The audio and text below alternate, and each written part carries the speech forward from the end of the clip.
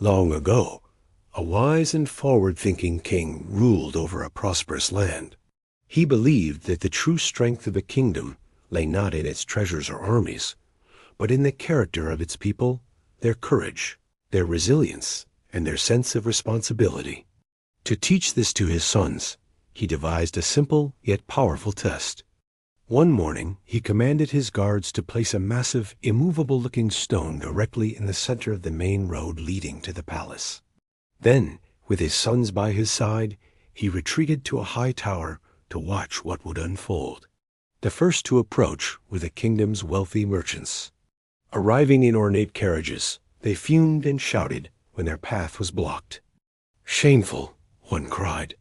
"The king's men should keep the roads clear." Yet not one of them stepped down to move the stone. Grumbling, they turned around and sought another route. Next came a group of priests, deep in prayer. Seeing the obstacle, they paused. "This is a sign," one declared solemnly. "We must accept what destiny places before us." They bowed their heads, offered a blessing, and continued on their way, leaving the stone untouched.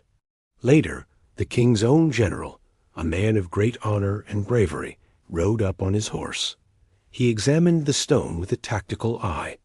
"This is a security risk," he muttered.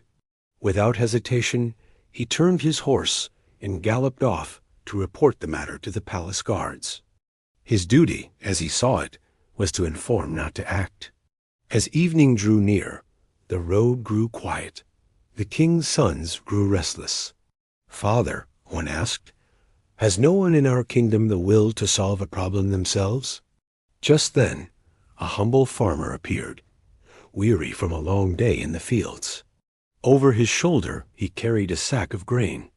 Sweat lined his brow. When he saw the stone, he did not complain or pray or look for someone to blame. He simply thought, "If I leave this here, someone may get hurt tonight." Setting his heavy sack down, he placed his hands against the rough surface of the stone and pushed. He strained, his muscles trembling, his breath labored. For many minutes he struggled, refusing to yield. Finally, with one last heave, the stone rolled aside. But beneath it, glinting in the fading light, was a sturdy leather bag. Inside were gold coins, along a note in the king's own hand. "This belongs to the one who moves the stone." At that moment, the king descended from the tower with his sons. He approached the astonished farmer and placed a hand on his shoulder. "This treasure is yours," the king announced. "You did not wait for someone else to solve the problem. You saw what needed to be done and did it, not for reward, but because it was right." Turning to his sons, the king said, "Remember this. Obstacles are not placed in our path to stop us. They are placed there to strengthen us. Those who take responsibility when no one is watching, those are the ones who build kingdoms and who build a meaningful life." The sons nodded silently, understanding dawning in their eyes. Some lessons are learned not from scrolls or speeches, but from the quiet actions of an ordinary person with an extraordinary heart.